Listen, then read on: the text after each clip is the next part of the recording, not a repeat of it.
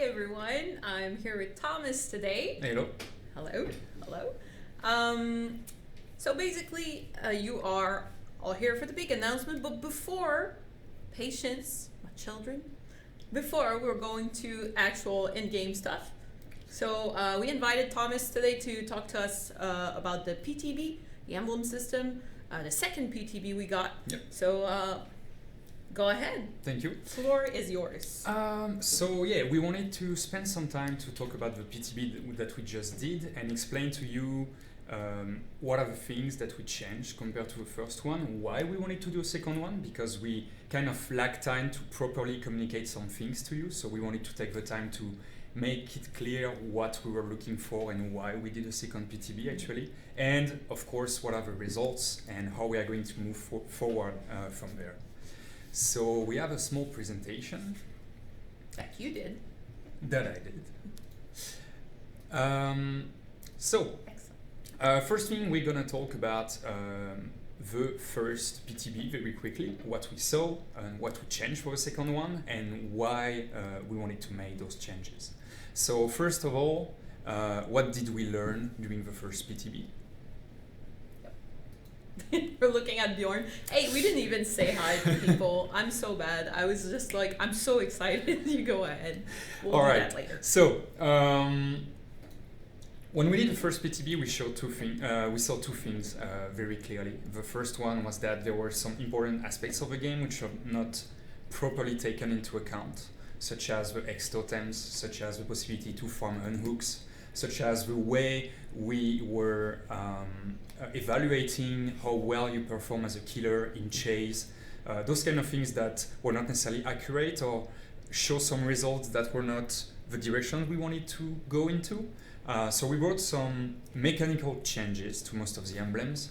And we also saw an important imbalance between the killers, which had it way too easy to peep, and the survivors, which had it way too hard.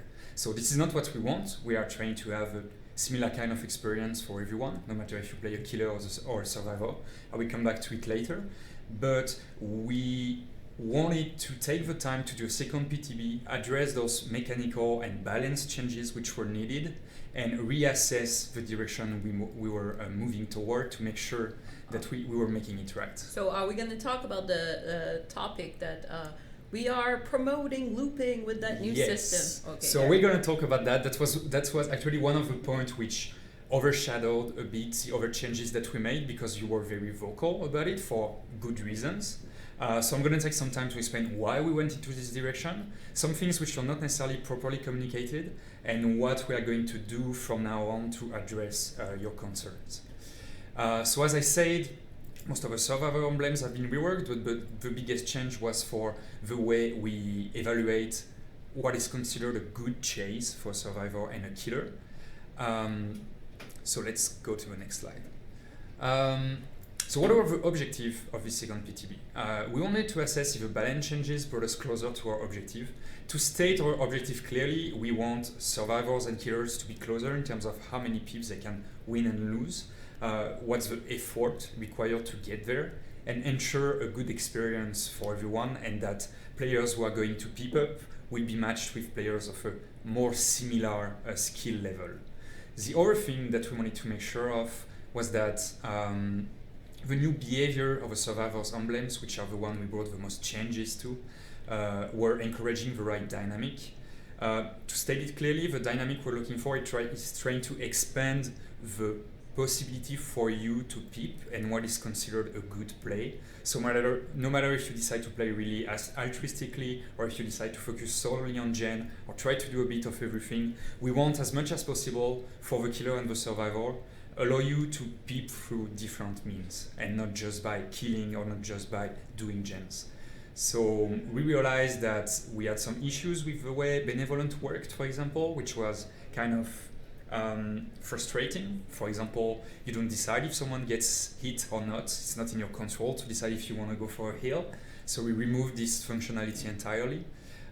So those are kind of changes that we brought to try to ensure that we were leaving as much space as possible for you to express yourself through your gameplay and like peep up the way you want, basically. And finally, we wanted to gather more qualitative and quantitative data to keep refining the emblems. We didn't want to just push it live after doing so many changes. We needed to assess what was and wasn't working. So can you explain, like, are we going there? Like, explain exactly the chase and the Yes. chaser and the So I'm going to talk about it now. and the invader. Yeah. So here is what we did. We made it so as a survivor, it used to be that you are going to accumulate points during a chase, but you are only going to bank them if you actually win this chase. Win meaning you escape without getting a hit. That's not necessarily what we wanted, because the issue is that you could have a very good play and kite the killer for 45 seconds, then get a hit because of bloodlust, because it's just going to stick to you, and you get nothing. But you distracted the killer, you allowed your teammates to do a lot of other things, so we wanted to address that. So what we did was that every 15 seconds, to match with how much bloodlust tiers increase over time, you're going to secure those points. So it acts as a safety net, where if you lose your chase, you will go back to the last amount of points that you secured. And we're saying points towards the emblem, right? Yes. It's not. We're not talking blood points here. Points towards the emblem. Okay. That's the only thing we're talking about. So this had kind of a drawback that we did not necessarily foresee as an issue back then, but it happened to be, which is that it encouraged you to make the chase last for as long as possible without regard to the risks you're taking. Because every 15 seconds you're going to secure those points. So you could just decide to make the chase extend for as long as possible and get as many points as you can without actually trying to escape the chase at some point. So I'm going to talk a bit later about what we're going to do to address that. On the killer side, one thing which was not properly communicated was that you don't lose points if the chase extends. You simply have a way more rewarding amount of points if you're able to close the chase quickly, but you're still going to get points as the chase goes on. And closing the chase on the killer side is hitting once. Exactly. You don't have to down the survivor. If you hit once, he gets into an injured state, you keep chasing him, you actually trigger the second chase. So basically, you're securing your points also. Yes. On the killer side. Each time you hit. If I start a chase with someone and I let them go for example, without hitting them, that means I'm not getting rewarded for any chase, right? No, so the survivor is going to bank the points for escaping, but your chase is simply, we are looking into it, but it seems that the chase is simply transferred to the next person, which means that you already had the chase going on. And if I hit one, he leaves, so that's closing a chase really quickly. Yes. So that's a lot of points for me. And then I switch to the other one and I chase this person and I hit them. That means I have two chases. Absolutely. Right? Okay. Each time you hit, you close the chase and you're going to start. Okay, and if the second chase, for example, takes like 60 seconds to get there, I still get my points. I just get them a lot less faster. Like a lot less. Yeah, you're going to get comparatively less points. If you're able to close 4 chases in 15 seconds each, you get more points than if you're able to close one chase in 60 seconds. Because you're more efficient as a killer, basically. Okay. But in both cases, you still get points. Okay. So I'm going to go quickly through our findings and how we are going to move on from there. So the first things that we saw in the next slide is that survivors are in a way better place than they used to be. So what you can see here on the left are the points per player per match for the survivor. When I say points, I'm talking about the points which are going to give you a pip in the end. So you can have between 0 and 16. Each emblem giving you up to 4 points for an iridescent quality. So what we see here is the kind of shape we are looking for. So it's a bell curve, what we call normal distribution. So most of the players are concentrated in the middle and we have very few players on the extreme. That's the kind of thing we are looking for. So that was the second PTB curve. Everything from there is the second PTB. So that means also most survivors won't pip or will barely pip, right? So that means that so the 8 is the first pip. So yes, we have. Okay, it's safe. The 8 is the safe pip. Safety pip is at 5. Okay. And then 8 is the first pip. Okay. So the amount of players who actually don't pip is around like 20-25% of the time. And then the safety pip represents a large portion. And from the first pip, it starts to decrease. Yeah. So we're not exactly there because we still want to have a bit more players able to reach double pip. It's pretty low at the moment. But this is going in the right direction and it's going to require a few adjustments, but nothing drastic. On the right, you have a breakdown per emblem. So how many times do you get each quality of emblem? As a disclaimer, we have an issue with Unbroken, so the stats are not completely accurate. We're working on that. But the 3 others are actually working properly. So we want to bring some changes to Benevolent and Lightbringer, just purely in terms of balancing, making them a bit easier to reach. We're also investigating a possible bug in Lightbringer because 3 generators that you made completely on your own are enough for Iridescent. And that's not necessarily what we saw. Yeah, that's not what happened. So we are investigating into that. Same with Benevolent, which is kind of hard to reach the highest quality Iridescent. We'll talk a bit later about changes that we want to bring to it. And Evader is in a place that we like. We're going to bring one change to Evader that I will talk a bit after. But mostly, survivors are in a good place at the moment and are going to require few changes, but nothing too drastic. Killers, on the other end, are in a bit more problematic situation where we have an inflation of killers able to double pip. We know why. We have a plan to fix it. I'm going to go into a bit more details right after. But basically what's happening is that the amount of players able to get Iridescent into something with a killer is disproportionate. It's way too high. And that also gives the false impression that Iridescent is the norm, while it really isn't. Getting Iridescent in something is an amazing play. You're not supposed to get that all the time at all. So there is an inflation of points on the killer side. It used to be there. It's still here, as you can see. Less so than in the first PTB, though. But we're going to bring... That's less so than the first one? It is. Really? Yes. Wow. But because we already made the requirements a bit harsher for killer. One thing to keep in mind, it doesn't impact much our data, but because we are in a PTB and these are dedicated players actually going there, our sample of killers is small and likely composed of players who know how to play, so that might have an impact. We don't know by how much, so we are working with those data anyway, but it might have an impact. But still, this is way too high, so we're gonna make bigger changes in the balancing of those emblems to make the requirements harsher to reach. So to go into a bit more depth on why this is happening,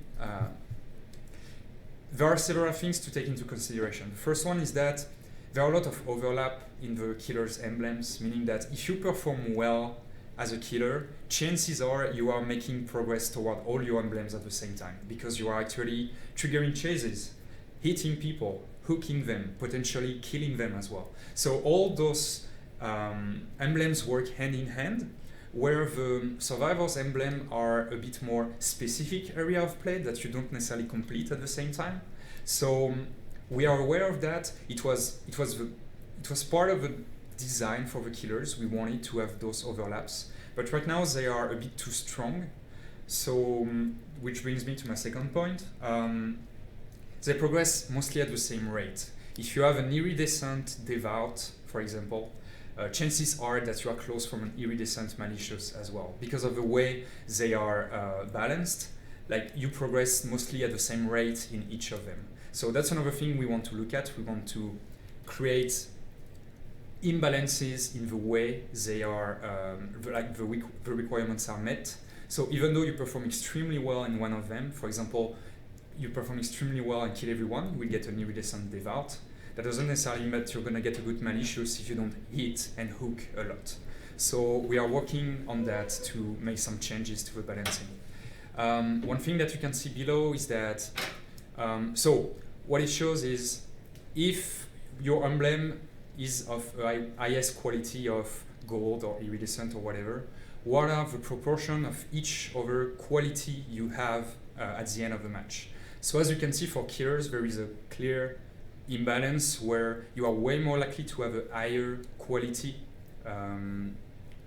at the end of your match. For example, for iridescent, 20% of the time you're gonna have another iridescent, while it's about 5% for survivors. So again, they work hand in hand a bit too much, and we're going to look into that to rebalance them and make this dynamic less obvious. So as a player standpoint, is there going to be a third PTB for the emblems? No, there isn't going to be a third PTB because we are not making drastic mechanical changes which require like additional testing. Going to be adjustments. We're going to make adjustments, mostly on the balancing. We're going to release them so everyone can actually play them, gather more data. But I will come back on it later. This is only the first step. Like, we are not going to leave them here and say this is done. We don't touch them. We are going to keep monitoring them on a regular basis and bring changes over time. So that's it. I wanted to talk a bit more about the things that we learn more on a qualitative aspect. A few things that I saw regularly online, which were not necessarily clearly communicated or explained. Evader stealth points are purely based on distance, not on terror radius. So it doesn't matter if you're playing against the pig or against Myers, you will get the same stealth points for everyone. That's an important thing to know. Evader stealth points have not been nerfed drastically. The only thing that we did, we rebalanced them a bit, but the biggest change that we brought is that if a killer is already in a chase and you are not the target of this chase, you will win way less points, way less stealth points, just because the attention of the killer is distracted, he's not going to look at you, so yes, it's easier to be stealthy. Again, you do not lose points in Chaser, you simply win less of them as time goes on.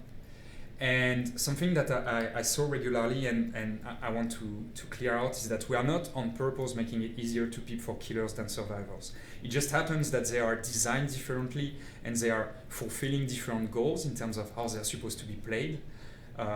So killers require a bit more work to be accurate and in the place we want it to be. But our objective is to reach a bell curve for everyone. We're not trying to make killers peep easier. All right. So, a few things that we are looking into. We want to make it so Evader will only grant half of the points if you do not escape the chase as a survivor. The idea behind that is, yes, you have your safety net, you won't win nothing if you lose the chase, but we still want you to escape at some point. So we want to reward risk-taking, but we also want to reward, as a survivor, knowing when enough is enough and when you should try to just escape. Chaser will be readjusted based on the average length of a chase to make the curve of points a bit less steep and be a bit more gentle for the amount of points you win over time.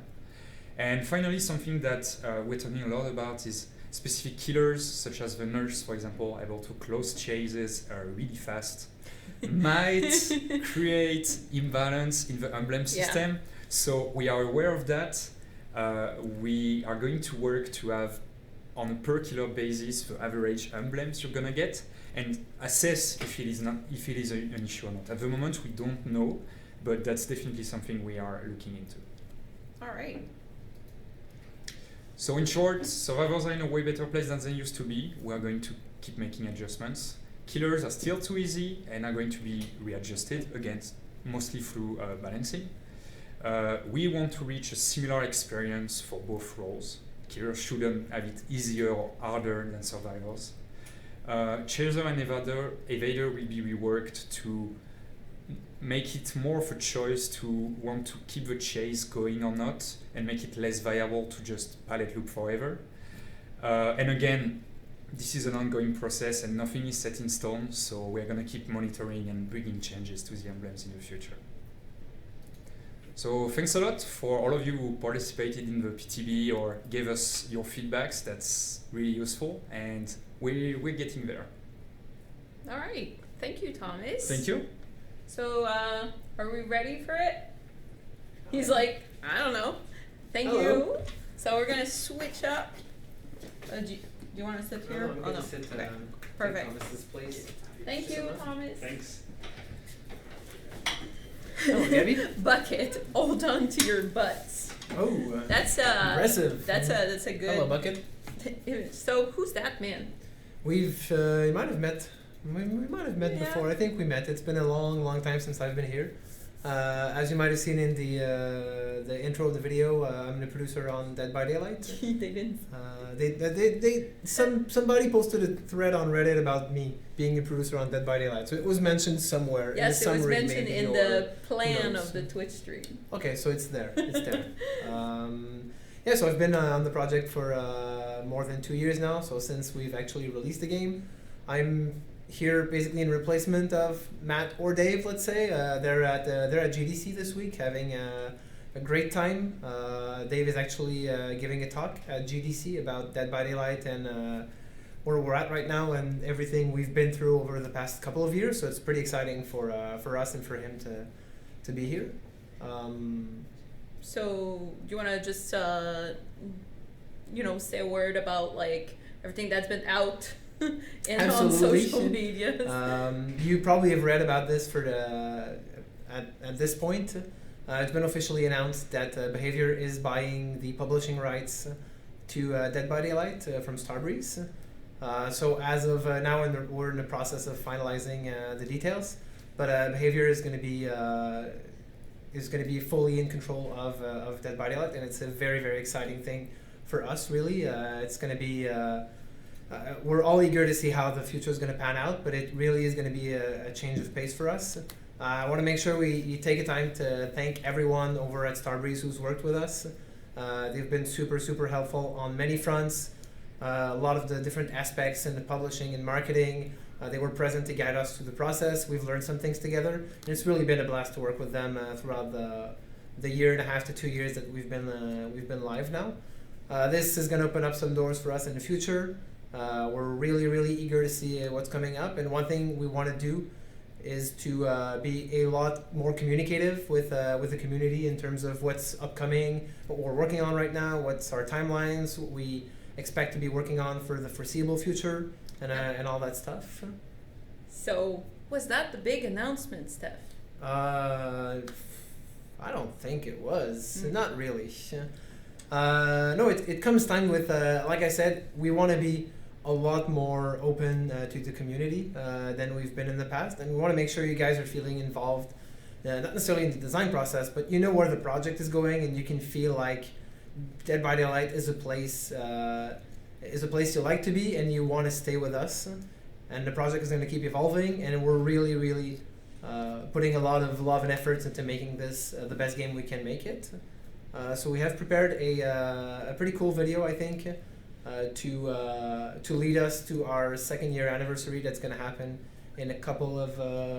Before we start the video, I just want to say we're going to have more information coming out on social media and on our website right after the stream. So you're mysterious. I'm mysterious. It's cool too.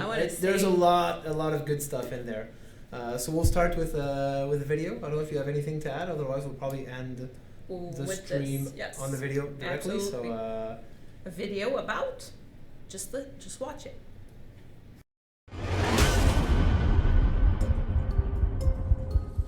Hello, good people of the fog.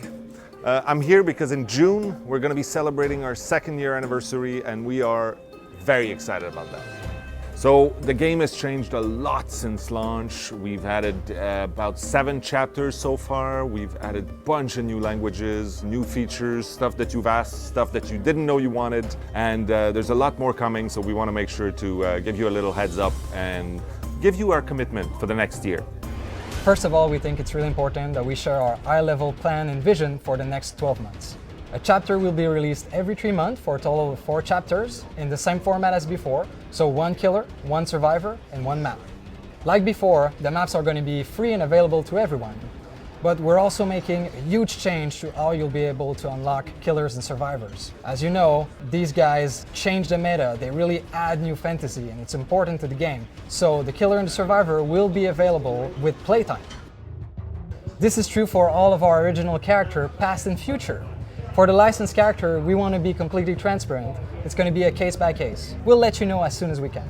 We'll also start selling outfits. It's something that a lot of you have been asking us for a long time. This will help us sustain the game and our ambition for the game for a long time. I'm super excited, and the art team is super proud to be able to show you a sneak peek today of these outfits.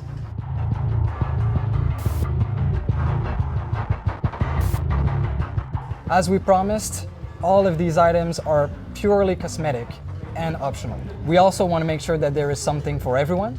So either you're casual or hardcore in the game, you'll be able to unlock the majority of these cosmetics with playtime. We're also doing a complete revamp of our progression ladder. We want to be as inclusive as possible and allow all players to be able to have a significant progress into it. Also for seasoned players, we are adding a leaderboard for the top ranks, so you'll need to fight every day to stay on there. First step towards this new progression ladder is the emblem system, and we wanted to take a minute just to thank you for your participation in the PTB and making this a solid system. Next step, the ranking itself, will come in the next couple of months. As you all know, being a new player in Dead by Daylight can be a little bit difficult. This is why we decided to improve our onboarding system with a whole new tutorial section to the game. Our goal is to make Dead by Daylight a welcoming place for all players. As time passed by, there's a lot of challenges we've had to put ourselves up against, some of which we've already been able to put behind us, and some of which are still in front of us right now. The loss of progress issue is something we take very seriously here, and we have taken a lot of steps in the recent months to actually improve on the issues. We're hoping that in a few weeks from now we'll be able to reach resolution and everyone will feel safe about their safe games in the community. Another item that's high priority for us right now is to focus on our anti-cheat measures and making sure the game is as secure as we can make it. Something we're really excited about is the addition of a systematic mid-chapter patch. The idea is to allocate enough time for balancing, bug fixing, quality of life improvement, and general polishing of the game. And now, something that gets me very excited is the fact that we want to move towards a release process that will include the public tests a lot more directly in the pipeline. We're hoping this will allow us to push a much better version of the game to the public, and that will catch more pressing or urgent issues before we actually push these versions out. So we launched the game about 2 years ago with a team around 35 people. Since then, we've grown to about 75 now. We also have about 20 mods, amazing people that have been helping us from around the world. We have translators in a lot of different countries, broadcasters from everywhere who've kept their commitment and their enjoyment of the game. And obviously, I can't forget the millions of players who are with us every day. In June this year, we are going to be celebrating our 2-year anniversary. For us, it's a big milestone. We want to make sure that you understand just how committed we are, that this is just the beginning for us.